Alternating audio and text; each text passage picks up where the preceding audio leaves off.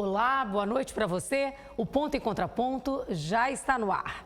Recentemente, a Câmara de Vereadores de Maceió aprovou uma lei de número 7.613 que autoriza o acesso de religiosos de qualquer igreja a ter acesso a hospitais da rede pública e privada e a presídios civis e militares instalados na capital. E para falar sobre os benefícios dessa autorização para a sociedade, eu recebo aqui no estúdio o padre Fábio Jungues, representante da Arquidiocese de Maceió.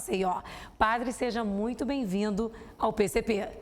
Boa noite, Estela. É uma alegria estar com vocês aqui, chegar na sua casa e explicar como você pode se beneficiar dessa lei, que é para garantir o nosso direito à religião e o nosso direito de atos de culto. Então, que essa noite seja esclarecedora para você e sua família não ficar sem essa assistência tão importante. Tanto você que tem um parente apenado, como está aí nas enfermarias, até UPAs, onde também fazemos o trabalho de visitar os enfermos. Padre, para a gente começar essa nossa conversa, eu queria que você explicasse para a gente qual a importância dessa lei para a Igreja Católica e como é que ela funciona na prática.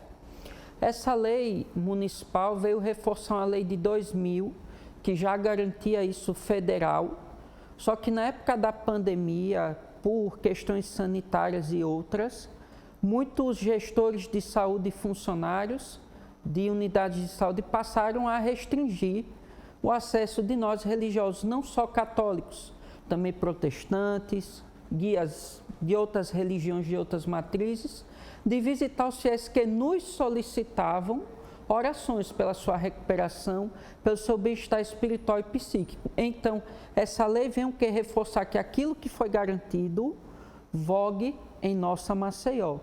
Que para essa visita, sobretudo aos doentes, não é restrita, conforme a lei, ao horário de visita. Se você, o seu parente, o seu amigo está ali agonizando e à noite, pela lei, o religioso pode ir à noite fazer orações por ele ali no leito do hospital. Em qualquer horário, em qualquer momento? Qualquer horário, qualquer momento. E como é que o senhor vê essa iniciativa, que favorece as religiões e também ajudam tantas pessoas? É sabido pela ciência que aqueles que têm a prática recorrente da oração, como isso afeta o bem-estar psíquico e o processo de recuperação. Há vários estudos já que mostram e a experiência também. E, sobretudo, às vezes, a nossa oração, a gente sabe que aquele que está no leito de morte, não vai haver, de repente, a ressurreição do corpo. Mas aquilo ali, o fiel, no seu último momento de vida, ele parte reconciliado com a sua fé. Aquilo que São Tiago diz: há algum enfermo entre vós, chame o sacerdote para que ele ore, impondo as mãos e ungido com o óleo.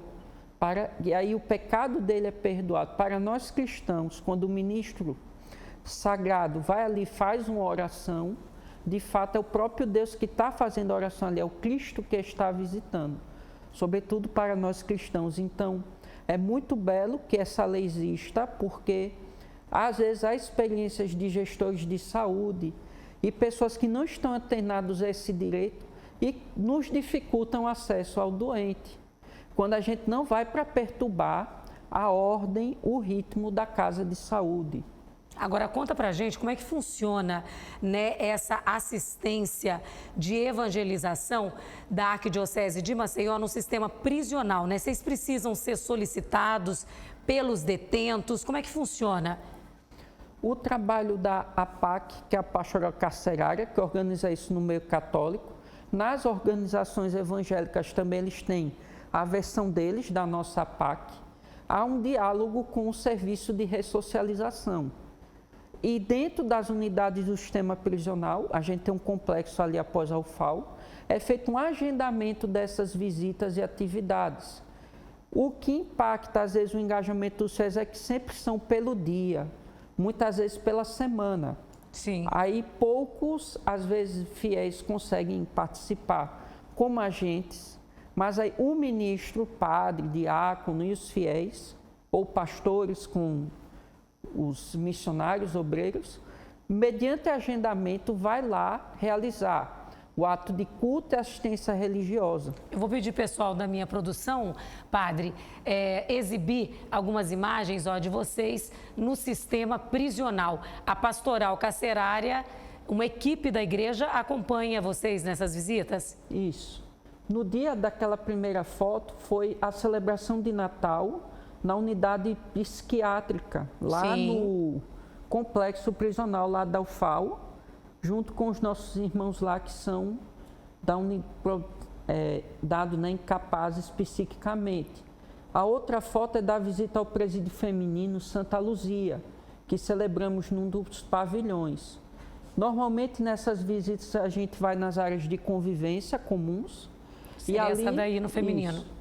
Aí ali nós fazemos momento de evangelização com músicas, com pregação.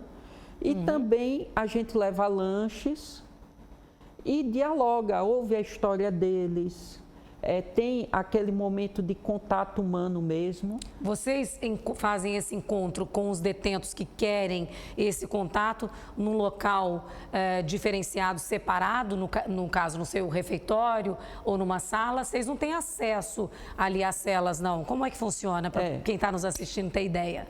Normalmente, no trabalho da PAC, a gente não vai no meio dos pavilhões. Sim. A gente vai na área de convivência. O prisioneiro, o interno que deseja, vai a nós. E ali há um momento de diálogo que às vezes desdobra em outros serviços. Por exemplo, no núcleo de ressocialização de Maceió, que são aqueles que estão mais avançados no processo, tem coral, tem aula de instrumento musical, tem clube de leitura, onde eles podem receber bíblias, livros religiosos para ler. Nós temos também a prática de catequese. No nosso sistema prisional... Dentro do sistema? Isso. Aí o agente da pastoral agenda o atendimento e ele vai depois preparar. Então tem preso, está sendo preparado para receber o batismo na Igreja Católica. Sim. E também a Eucaristia, que é o nosso maior tesouro. Crismar também pode? Sim, eles fazem uma catequese diferenciada. Perfeito. Dentro da unidade prisional. E com relação, padre, aos hospitais, como é que é feito esse trabalho? É tanto no público quanto no privado? O paciente que de repente está no estado terminal, como o senhor falou, ou a família é que chama o serviço de vocês para dar mais conforto para esse paciente, esse enfermo? Como versa a lei que foi aprovada e é feito na prática, se o paciente está consciente, ele solicita a assistência social do hospital, que deseja a visita do religioso, mas é o próprio paciente que busca entrar em contato com a sua igreja. Sim. E aí nos procuram para ir.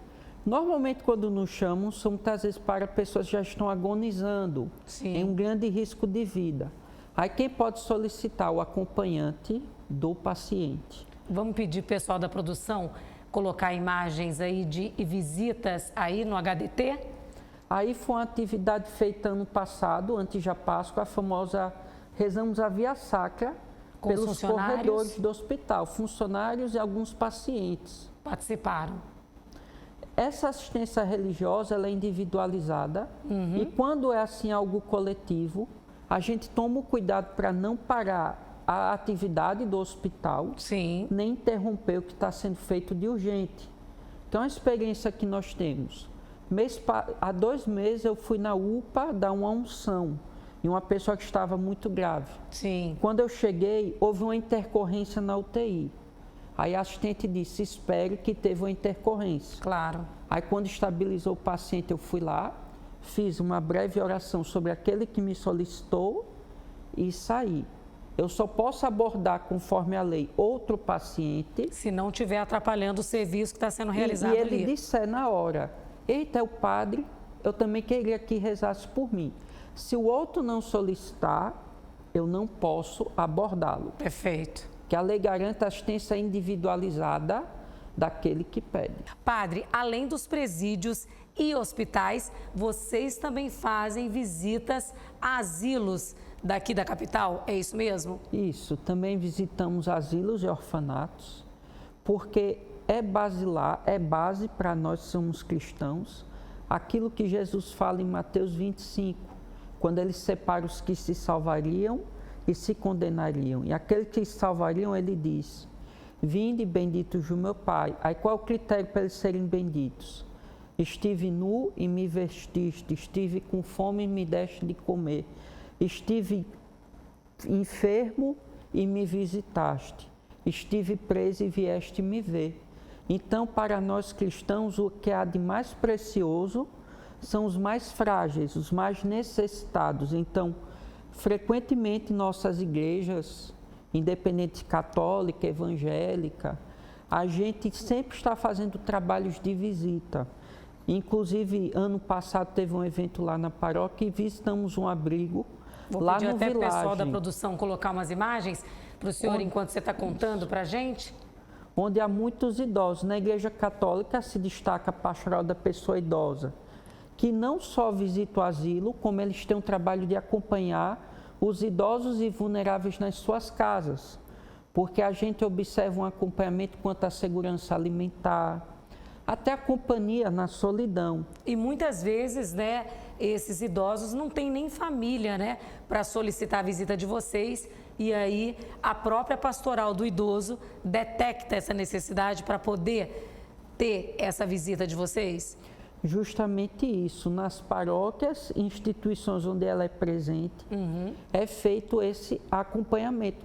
E não é restrito só aos agentes da pastoral, qualquer cristão, qualquer pessoa de boa vontade pode visitar essas instituições ou detectar esses que são solitários Sim. nas suas comunidades. E é interessante porque isso aí também, meu irmão e minha irmã, a gente vê muito no presídio. Porque os presidiários são pessoas que a família já desistiu deles. E a gente vai lá não na esperança de cancelar o mal que foi feito, pelo qual a pessoa está pagando, mas para lembrar para aquele que está preso: olha, você, apesar do que aconteceu, continua sendo um sujeito de direito, um filho de Deus. Que merece perdão. Que merece perdão e deve buscar um recomeço a partir de onde parou. E é nisso que a gente às vezes consegue resultados expressivos, tanto de melhora de saúde dos enfermos, quanto também da saúde espiritual e mudança de conduta dos presos até. Porque há presos que melhoram e depois que saem do sistema prisional conseguem se reerguer. E padre, como é que as pessoas, né, a população em geral, os cristãos, né, que estão nos assistindo, que estão nos ouvindo hoje, podem ajudar nesse trabalho de assistência e de evangelização da igreja?